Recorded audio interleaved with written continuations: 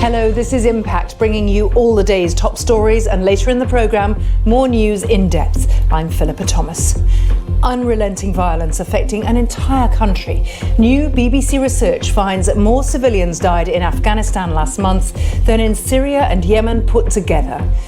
We hear the story of one woman left caring for 40 orphaned grandchildren.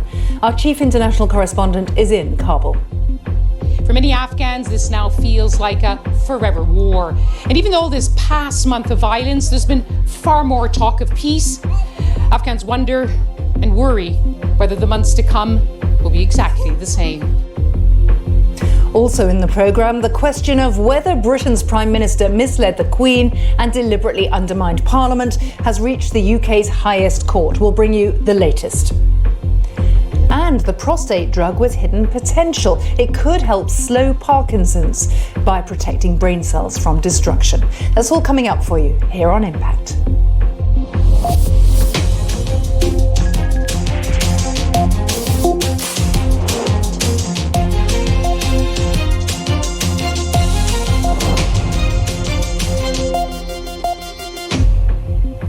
Welcome to the programme. We're live for the next 45 minutes and you can always give me your views at Philippa BBC. 2 bomb blasts in Afghanistan have taken the lives of at least 28 people in the last few hours. Another terrible reminder of the crisis the country faces after the breakdown of peace talks between the US and the Taliban, talks designed to bring an end to the 18-year war. And that crisis is why the BBC is today publishing a special report, having tracked every conflict-related death in Afghanistan over the month of August. Our findings show the war there is deadlier than previously assumed and is affecting almost every part of the country. Let's give you a look at some of the numbers. 2,307 people died and 1,948 were injured in more than 600 security incidents. 473 of them were civilians. That is more than the number of civilian deaths recorded in Yemen and Syria combined. Our chief international correspondent, Lise Doucette, is in Kabul. Lise. Yes, and welcome to the Afghan capital, Kabul, the deadliest conflict in the world. What country would love to have that title? What country could live through having that kind of title? That is what our data showed us through the month of August as we counted the cost of this war day in, day out. A month sample, of course, is just a snapshot. But in speaking to other organizations who have been tracking casualty figures, particularly civilian casualty figures, year in, year out, they all agree, sadly, that this war is only getting worse. And even more tragically, this comes at a time when Afghans had never heard so much talk of peace and seen something of a peace process. What they're seeing instead is the extraordinary human cost of this conflict. Not a day without violence.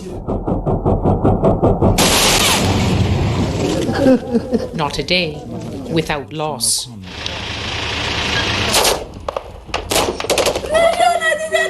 One month in Afghanistan.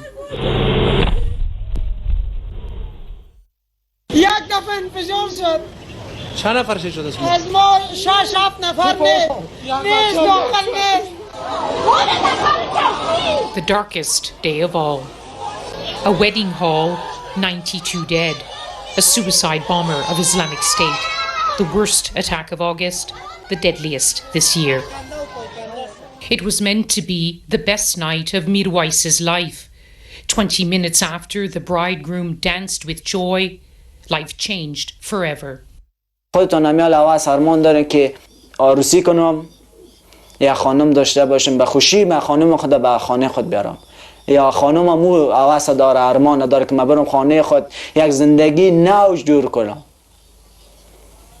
اما ما هم زندگی نو ما به این حالت شروع شده.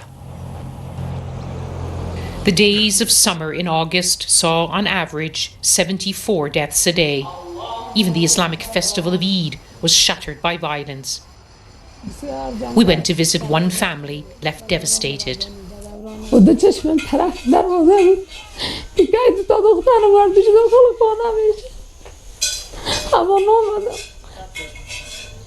2 daughters out shopping for Eid, 2 children left behind at home. رفتم از دختر کلانم اون که خانش سوختگی مانده بود. هم چپن سرمایی که به جانش بود تا تیزه مرداخل یک بلاستیک پیشونیم آورده. دختر خاطر چیزش پیدا نشد. نگیله که 20 ساله بود چیزش پیدا نشد. A Taliban truck bomb killed them and 12 others. 1 month in decades of war. Even a 70-year-old granny has a gun. 3 of Niaz Bibi's sons and 3 grandsons were shot dead right in front of her house by Islamic State fighters. 40 grandchildren now under her care. داسې غم ابتره کړی ما ولې د پښتو په لیان تللی دي مړه شوي په خواب مړه شوي دي داسې نه چې ګینې بار ناکې مړه شوي دي خاص مې دا رب مې داسې ذوق وکړه چې د یتیمانو له فکر وکړم الله دې ورسره ښه وکړه د دنیا ښه د خدای ورسره وکړه. Another son died in war decades ago, a 5th injured in battle. بچې ژاړي به څنګه نه So sorry. څوک رانه جامې غواړي څوک رانه څپلکې غواړي څوک رانه خولۍ غواړي څوک ناروغه یې ډاکټر له وړه په څه شي ویسمه. Across Afghanistan, month after month, life goes on here, even as more lives are taken, more families shattered. For many Afghans, this now feels like a forever war. And even though this past month of violence, there's been far more talk of peace, Afghans wonder and worry whether the months to come will be exactly the same. Fighting intensifies, and so too the pain, in what is now the world's deadliest conflict. And ever since President Trump, in a dramatic move, abruptly cancelled what had been a year of negotiations with the Taliban and cancelled what would have been quite an extraordinary summit at his presidential retreat at Camp David, both sides are now not talking about an imminent deal. They're both saying that they're going to fight harder than ever on the battlefield, getting reports every day of casualties on both sides, and of course, most of all, civilian casualties.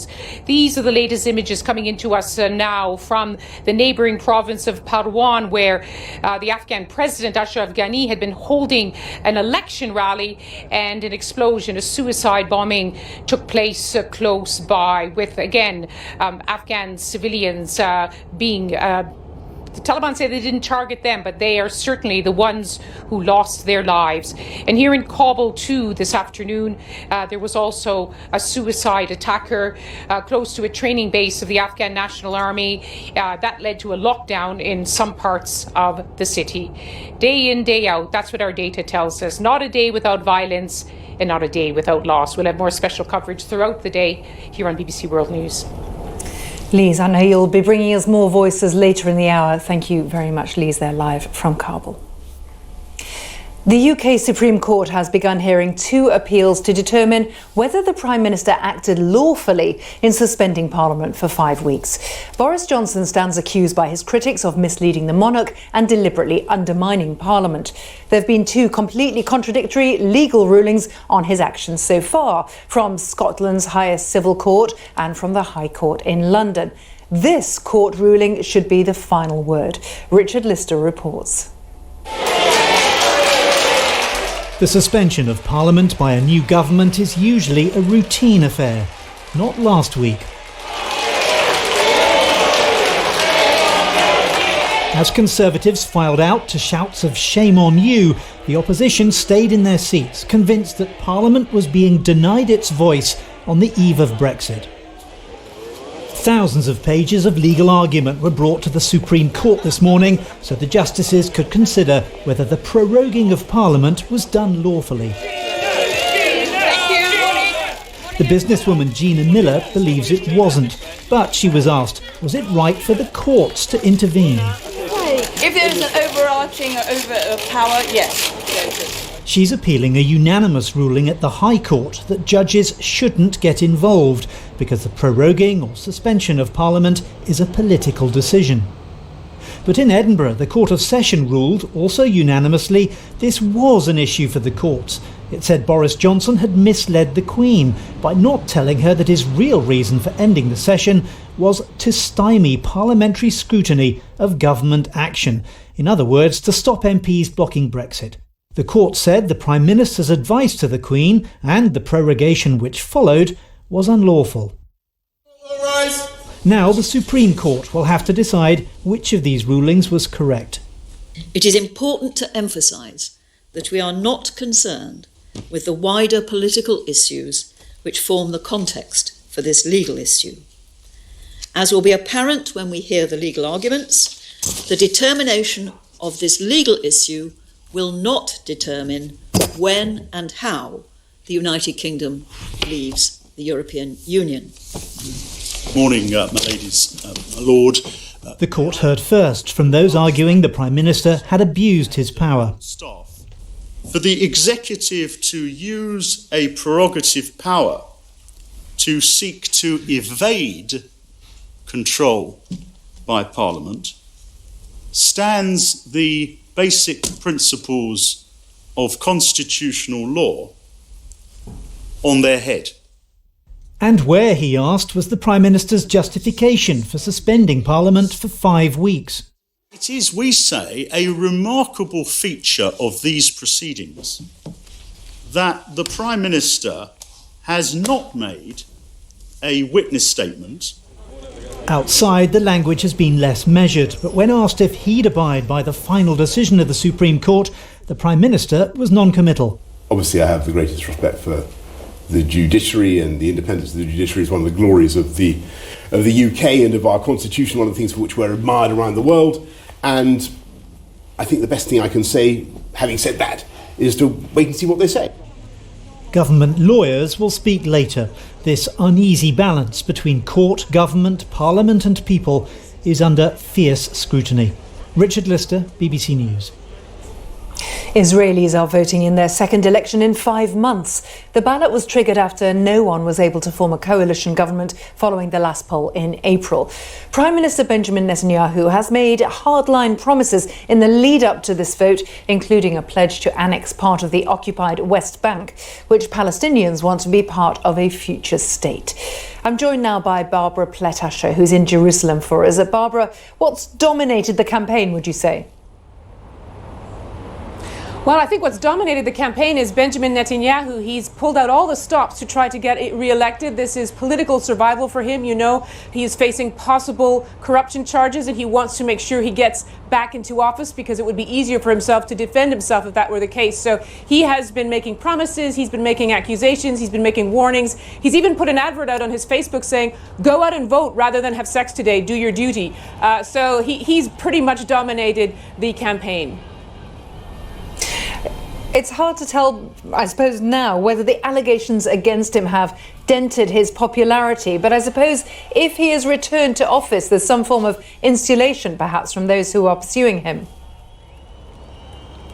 I think amongst his base, the polls show that the allegations against him have not dented his popularity, but they have weakened him in terms of the key thing here in Israeli politics, which is forming coalitions. Once the election happens, you have to form a coalition in order to take power. And this means that if he wants to get support of coalition partners to perhaps pass a law that would give him immunity, he needs to give them things. And so those talks have been very fraught. And they're one reason why he wasn't able to come up with the government last time. One of the people he thought would support him did not and made a demand that he couldn't meet.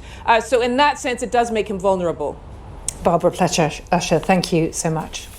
Iran's supreme leader says his country won't enter into talks with the United States unless it reinstates the nuclear deal that was abandoned by President Trump last year. Ayatollah Ali Khamenei also said that Washington's attempts to pressure Iran through sanctions would fail. Tensions between the two have escalated in recent days after a major attack on a Saudi oil production facility. President Trump says Iran's involvement was almost certain, an accusation Iran has firmly denied. The satirical American sketch show Saturday Night Live has fired a comedian after footage emerged of him using anti-Chinese racial slurs. SNL's parent network NBC saw significant backlash online shortly after announcing that Shane Gillis would be joining its cast. It then issued a statement describing his remarks as unacceptable. Well, Gillis himself has apologised via Twitter for any offence caused. He's described his jokes as a bad miss. A medical breakthrough may have been reached in slowing the progress of Parkinson's disease with a drug that's normally used to treat men with enlarged prostates. A new study has found that the drug, terazosin, may slow or prevent Parkinson's from developing, and that's something that's just not currently possible. Parkinson's is a progressive condition affecting nerve cells in the brain, and current treatments can only manage its symptoms.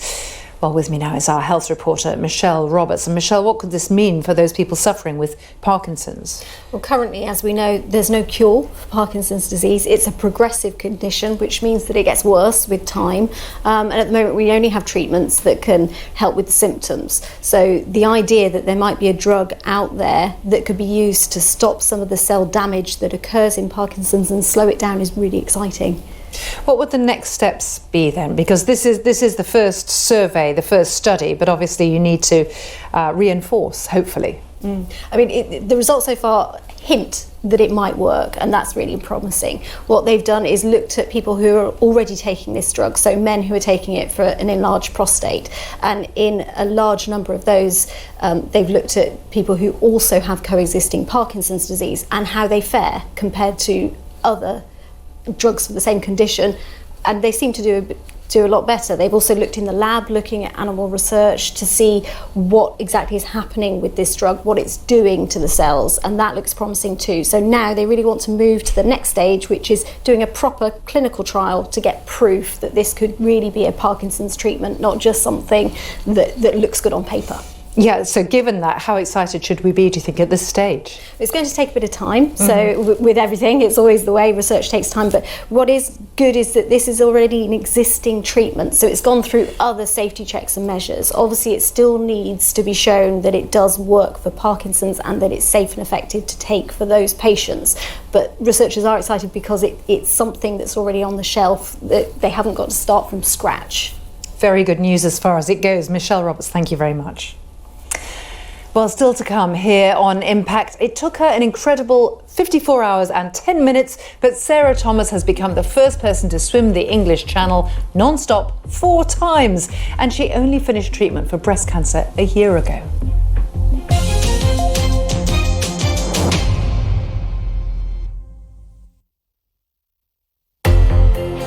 30 hours after the earthquake that devastated Mexico City, rescue teams still have no idea just how many people have died. Well, there is people alive and there is people not alive. We just can help and give whatever we got.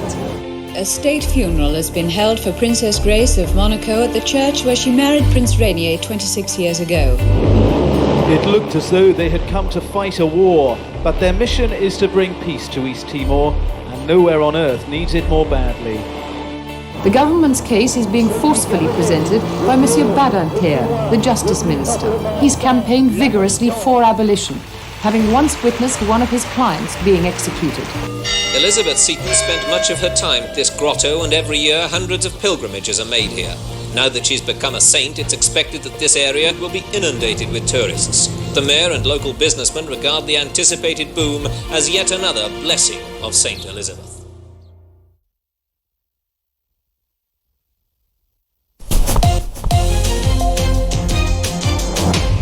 Welcome back to Impact on BBC World News. A reminder of our top story this hour. Research by the BBC suggests more civilians died in Afghanistan last month than in Syria and Yemen put together. 2,300 people were killed in the month of August alone. Hong Kong's chief executive, Carrie Lam, says she'll begin dialogue sessions with the community next week following 3 months of protests. But she defended police action against protesters and reiterated that the violence must end. Of course, I understand some of these problems about housing, about land shortage, about less diversity, less inclusiveness in our economy, and so on. I can assure you that this is not a sort of one-off gimmick type of function. It is intended to be organized on a very sustainable and perhaps long-term basis. A newly identified amphibian is possibly the largest on the planet. That's according to DNA from museum specimens. Reaching nearly 2 meters in length, the South China giant salamander is critically endangered in the wild. It was previously considered a single species, but there's been analysis of specimens at the UK's Natural History Museum suggesting there are in fact 3 species found in different parts of China. Let's get more from the BBC's science reporter Helen Briggs. Helen, tell us more about why it matters that they've worked out there are 3 different species here. The really important point is about conservation, because in the wild there's only very few left. They're critically endangered in the wild across China, but they've been there for millions of years, so they're sometimes known as a living fossil because they're relics of the past, if you like. They've been on the planet for millions of years but are being pushed towards extinction. And they looked in museums, they looked at museum specimens from decades ago because they were then able to look at the DNA, and from that, they're finding out things that we didn't know before about the largest amphibian on the planet. We've got about 7,000 or 8,000 of them, and we're only now really learning that there are 3 of these giant salamanders and how we can then protect them in the wild given this new information. So the fact that you can say, look, this is a newly identified species means you can put more pressure on the authorities to put in measures for conservation? Yeah, and the strange thing about this story is that even though there's very few in the wild and it's difficult to look for them, so they're not quite sure exactly how many and where, but there's millions in farms, so they're taken out of the wild, they're poached and they're being farmed because they're a delicacy in China, but they're not the ones that are in the wild. We want them in the wild, in their natural habitats. So because they're sometimes released from farms, then you can get all sorts of problems. So really they want a new conservation plan about these animals, and they're really hoping that there are some still left in the wild. They're not even sure they're out there. Right. And when you talk about the fact that they're highly sought after as a luxury food, that's interesting, isn't it? So that's affecting, maybe you need to think about consumer habits as well. Well, they were widespread until just several decades ago, and then this idea caught on that they were delicacies. They fetch a lot of money on the meat markets, so that's really sealed the fate of this creature. So there are conservation efforts going on to try and preserve them in their natural form, because if you lose them, then you're losing something that's been on the planet for millions of years, these very, very precious creatures that we don't have many of. It is a very special discovery, really. Helen, thank you very much. Something else that is very special today, swimming the English Channel, well, swimming it once is no mean feat, but a cancer survivor has become the first person to swim the English Channel 4 times, non-stop. 37-year-old Sarah Thomas from Colorado began her epic journey in the early hours of Sunday. She completed the challenge this morning after 54 hours and 10 minutes in the water. Here's John Donnison.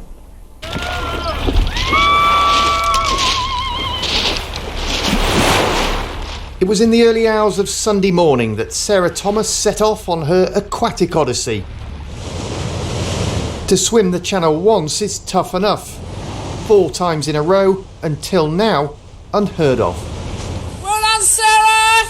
Today, after 54 hours and 10 minutes, she staggered out of the water, finally back on dry land. Sarah, you must feel ecstatic. I feel a little sick. A little sick, I'm not surprised, but you're still eating!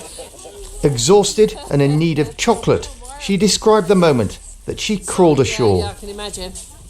I was really just pretty numb. There was a lot of people on the beach to meet me and wish me well, and that was really nice of them, but I feel just mostly stunned right now. I just can't believe that we did it. Keep yourself nice and warm. Her achievement all the more remarkable, given that Sarah had treatment for breast cancer just last year. So how's she feeling? Congratulations. I'm really tired. And I'm losing my voice from all the salt water. My crew was really great about helping me out and helping me stay strong. I knew what to expect from the currents and the weather and the cold, so I was very prepared for the amount of time that I was going to be in the water. And that was a long time. As the crow flies, the 4 legs of her journey would total 84 miles, but pushed off course by strong tides and currents, she ended up swimming more than 130. It was inspirational. It really was. She pushed the boundaries of endurance way beyond what normal limits are. In fact, it couldn't have been physical. It must have been just a sheer act of will. Sarah Thomas, an experienced endurance athlete, said she'd use swimming to cope with her cancer treatment. She dedicated her record-breaking achievement to other survivors. John Donnison, BBC News. Wow. Do stay with us here on Impact. Coming up in the next few minutes, Indonesia steps up its response to the thousands of forest fires, sending thick smoke across the region. The president's been to see for himself to show his concern. We'll bring you the latest from the BBC World Service Asia editor, so stay with us.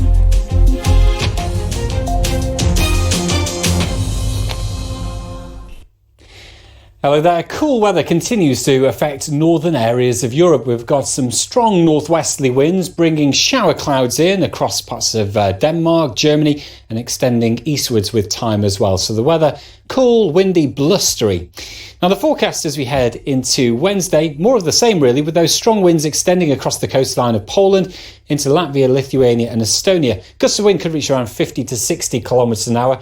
Also windy conditions spreading then into Belarus and Ukraine, where the weather will also be turning quite a lot cooler as well. Now across much of southern Europe, the weather's quite quiet at the moment. Sunny skies for the most part, but again there will be a few showers developing. Northern areas of Spain, maybe a few across alpine areas into northern Italy to watch out for on Wednesday. Otherwise, a lot of sunshine for France, for the southern areas of Germany, although we do have those strong winds affecting northern areas of Germany. Here's the forecast through Thursday.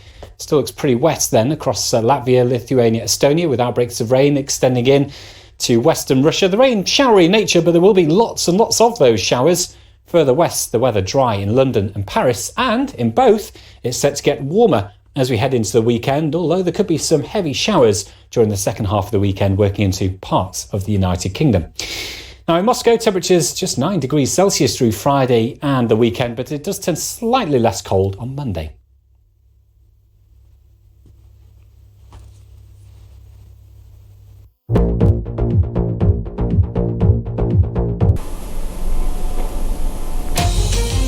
Hello, this is Impact, bringing you all the day's top stories. I'm Philippa Thomas.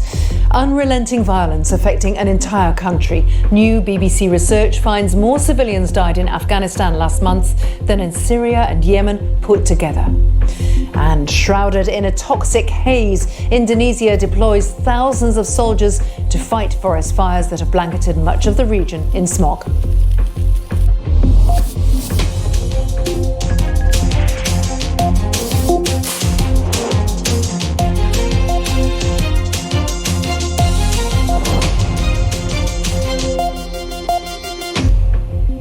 Let's go back to Afghanistan, where at least 28 people were killed in 2 separate explosions today. The Taliban says it carried out both attacks.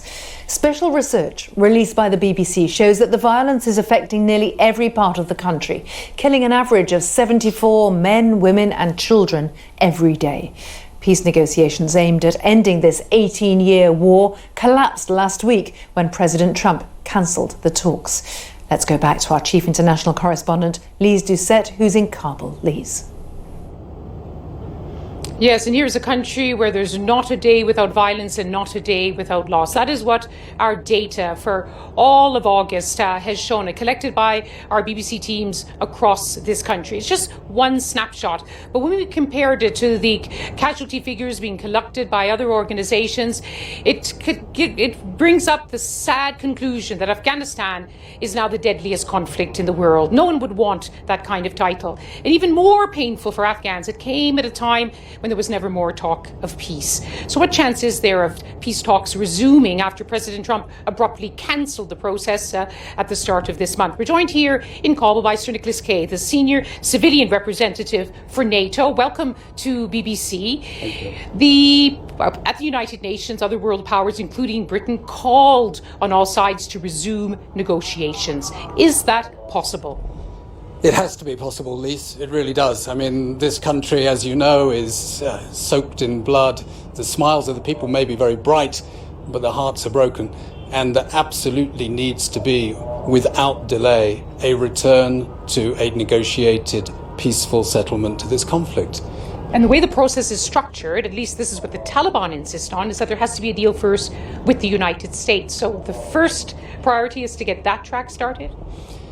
Let us see. I think everybody is taking stock now after the last week or so. But the fundamental aim is to get an intra-Afghan negotiation going. That means the government of Afghanistan and other Afghans sitting and talking directly to the Taliban. This is the only way this conflict is going to be solved. The people of Afghanistan demand that. They demand peace. Like you, probably, I've been in the last week to the north, to the south, to the east of Afghanistan. Everywhere I go, people are demanding peace, an end to this violence. And the Taliban should respect the will of the Afghan people.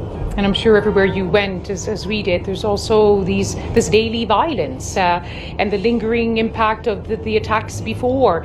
And among one of the conclusions of the data we collected, and this also aligns with what the United Nations said in the first quarter, is that pro-government forces, including NATO allies, are killing more civilians than the Taliban. Every civilian death is an absolute tragedy and should be avoided. And I can assure you, NATO in its train and advise and assist mission here, we're not a combat mission, but we train, advise and assist the Afghan security forces. We do as much as we can to ensure that when they conduct attacks, there are no civilian casualties. But I go back to the original point. The fighting that is happening is being inflicted on the Afghan people by the Taliban. The elaborate peace negotiations process that was going on in Doha was building a doorway through which the Afghans invited the Taliban to step for peace. Now, this last time they haven't gone through the door, but it's important that we keep that door there, and we will encourage everybody to walk through that door, get to the table and solve this in a negotiation. But I'm sure you look at the situation on the ground really closely and at the Taliban leadership, and there is a growing fear that the negotiators in Doha don't speak for the entire Taliban movement. I think we have seen a very empowered team in Doha over the last several months, and I think we need to make sure that we use that as far as we can. But recognizing that, yes, the Taliban is a diverse organization, there are divisions within it, and there are some elements who will not reconcile and will not make peace. So, although it is a high priority to make peace now between the government of Afghanistan and the Taliban, we also have to recognize that even after that, this will be a country afflicted with violence for some time to come. You may have to be here for years to come. Sir Nicholas Kay, Senior Civilian Representative for NATO here in Afghanistan. Thank you very much for joining us. So the numbers are numbing. They're even worse if you have to live with this violence day in, day out. And how do Afghans cope with it, particularly if you're the young generation, which came of age after the attacks of 9/11 and expected the war would be over? We've been speaking to two talented musicians, Arsan Fahim, who is a pianist and a composer, 19-year-olds, and also Kudrat Wasafi, also a musician and composer. He plays the trumpet. We're going to hear Kudrat's trumpet in a moment, but first, let's hear a bit of the extraordinary music, a composition by Arsan Fahim himself to honor a woman savagely killed here in Kabul.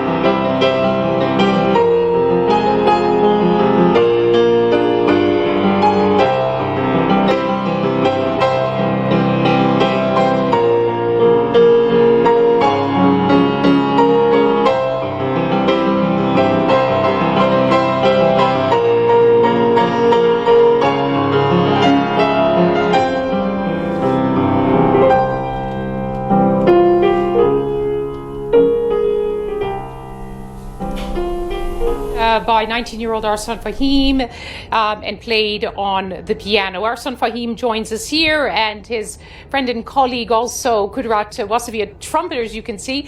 Arsan, first of all, how does music help you, at least to forget about the war, deal with the war? I wouldn't say it helps me forget the war. War is not something that we can easily forget because it surrounds us every day. Even today, there were a number of attacks in Afghanistan, in Kabul, and in Parwan. But at least it helps me have a voice, and through music, I can express my emotions and my thoughts to the world. And I'm very lucky to have that opportunity through music. Because your compositions, you composed an orchestral composition entitled Peace. You composed a piece for the 100 years of Afghan independence. Is your music almost your statement on the war? Yes, I definitely think, because whatever I compose, whatever I play, I'm usually trying to have my opinion said about social matters in Afghanistan, such as the war, such as fundamentalism, such as women's rights, and such as the war that we're facing, and all of the things that I think are wrong. And music is my tool to express it. And Kudrat Wasafi, you came to my attention because I saw that how one day in Kabul, you went to one of the many hilltops and played a song for Kabul with your trumpet to try to drown out the noise. How does music help you?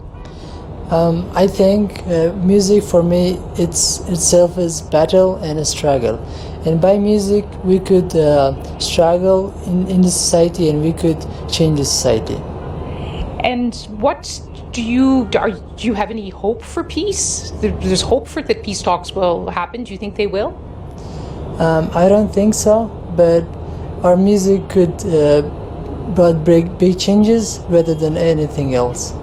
Now let me just see. I know you played a song for Kabul. Let's play a little of your trumpet to show what you had broadcast for the people of Kabul. A little bit of a blast from you with your trumpet. Okay, sure. Yeah.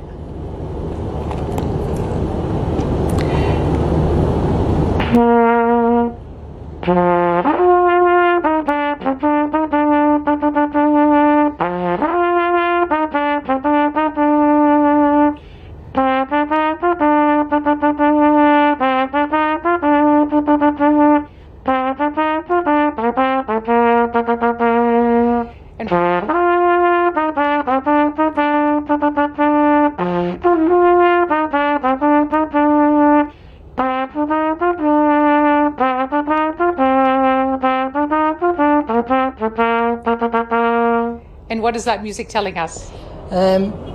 This music I have written for Kabul, and it's titled Kabul March. Kabul March. Arsan, do you worry sometime that the war is going to take your future away from you?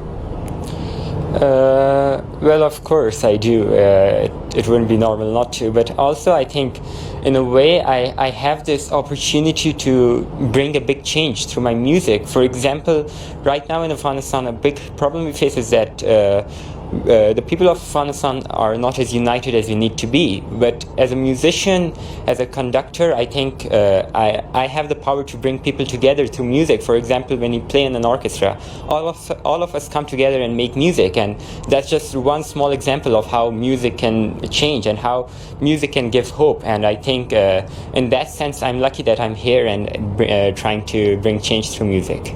Well, we really hope both of you succeed. Your success will be Afghanistan's success. Arsan Fahim and also Kudrat Wasafi, thank you very much for sharing your extraordinary talents with us. This is just, again, another snapshot of this new generation in Afghanistan, educated, connected to the world, and most of all, so anxious that their futures not be stolen by this daily violence that we saw recorded day in, day out, in the data we collected across Afghanistan.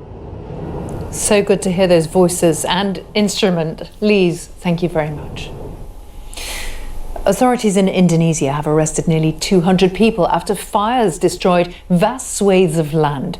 Thousands of emergency personnel are battling the blazes, which are causing a thick blanket of smog. More than 2,600 people are reported to be suffering from lung infections in central Kalimantan province alone. Let's talk to Rebecca Henschke, who's the BBC World Service Asia editor. And I mean, those statistics are hard to take in. Can you kind of sum up just how bad it is? Well, for people there, it's like a thick cloud of yellow smog that descends on their homes. These fires are from peatland, so they burn underground and cause this enormous amount of smoke. So people are talking about only having visibility of 100 meters in front of them. Children are having to wear masks to be able to breathe comfortably. All the schools are closed there. Flights have been disrupted, and many people, as you say, are now heading to hospitals because they have problem with breathing. People describing it like it being night when it's day because of this thick cloud of toxic smoke. We've seen some images of the president himself striding out across destroyed land. But what is he promising? What can be done? Well, in terms of the short term, he's deployed thousands of troops to try and put out these fires. They've sent in helicopters to water bomb from the air. But these are extraordinarily difficult fires to put out because they are burning underground. So it's only really when the rainy season begins that they're predicting at the end of October that these will be put out. So the questions really are turning to how they started once again. I mean, we see these devastating fires every year. In 2015, I covered them closely in amongst this haze, and at that time those fires have said to have caused the deaths of 100,000 people, and at that time we heard very strong promises from the president that it wouldn't happen again.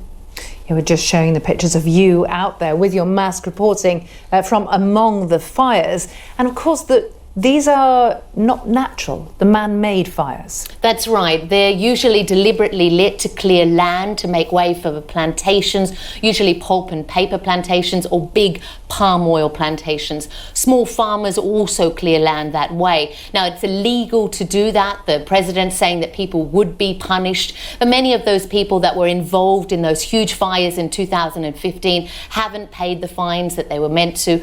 Court cases have been stalled. This time, around 200 people have been arrested, but there's real questions about getting to the bottom of this to stop this practice from happening. We'll stay across this story. Rebecca Henschke, thanks very much. Just finishing this edition of Impact by telling you about a woman from California who had to have surgery to remove her engagement ring after she swallowed it in her sleep. Yeah, I did say that. Jenna Evans dreamt she swallowed the ring to protect it while she and her fiancé Bobby were being terrorised by villains on a speeding train. When she woke up, she realised she had taken the ring off her finger and gulped it down with a glass of water. What I remember is that we were on some kind of train. There were villains.